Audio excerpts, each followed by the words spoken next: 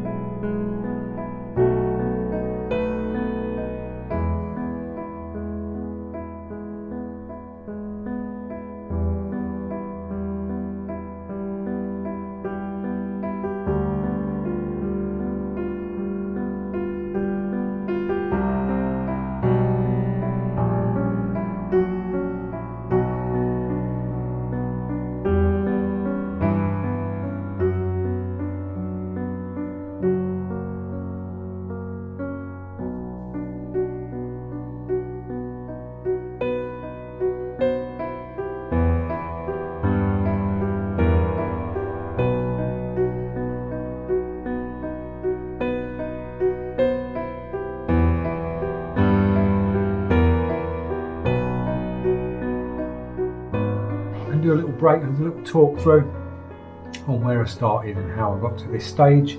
So we'd mapped the image out with a very light pencil, and then I went in with a value 8.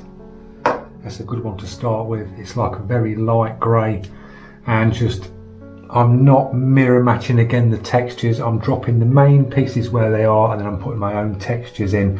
So I went in with the value 8, went over, and then I darkened out and put a little bit of dark grey mix in with the value 8, and just started to do the textures with the airbrush, and then got the eraser tool. This is quite a wide tip on that, so you can't get tiny little marks. I'm having to go to the side of it and just squiggle and get some textures, and kept bouncing across the value 8 and dark grey scale,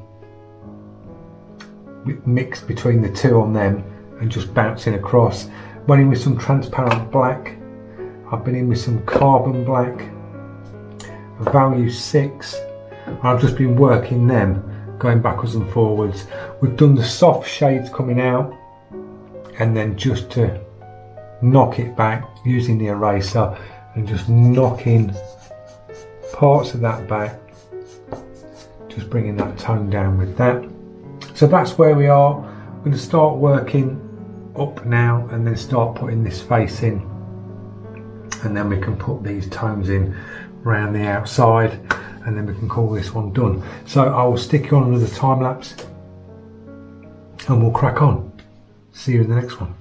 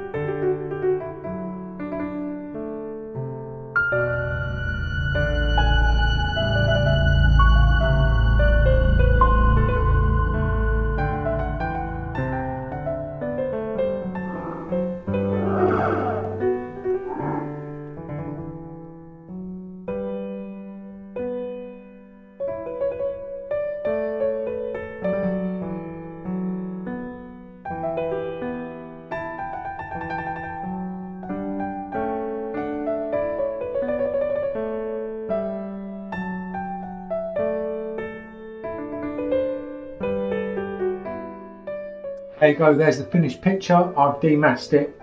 I'll just give you a little talk through on what we did, how we did it.